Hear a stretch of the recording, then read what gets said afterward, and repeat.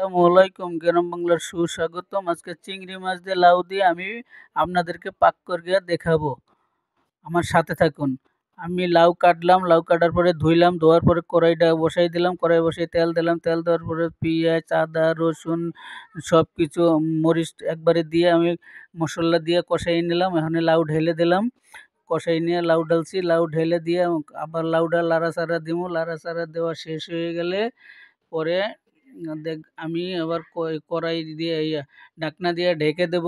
ঢাকনা দিয়ে ঢেকে ১০ মিনিট ঢাকনা দিয়ে ঢেকে রাখবো। ঢেকে দিয়ে রাইখা তারপরে ১০ মিনিট পরে আবার আগলাই দেখবো এটা সিদ্ধ হয়েছে কিনা। হ্যাঁ, খুব সুন্দর সিদ্ধ হয়ে গেছে।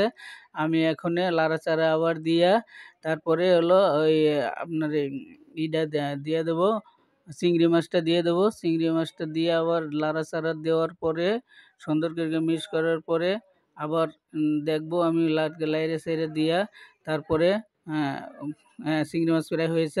এখন আমি ধনের পাতাটি দিয়ে একটু লাড়াচাড়া দিয়ে তারপরে ছেড়ে দেবো। ছেড়ে দিলে আমি চুলাটা অফ করে দেবো। আমার লাউ শেষ, লাউ তরকারি শেষ, চুলাটা অফ করে দিলাম।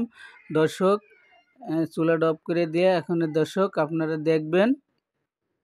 এই লাউ তরকারি যদি কারো ভালো লাগে এই ভিডিও লাইক, শেয়ার, কমেন্ট করবেন, আমাকে উৎসাহ দিবেন। আমি জানি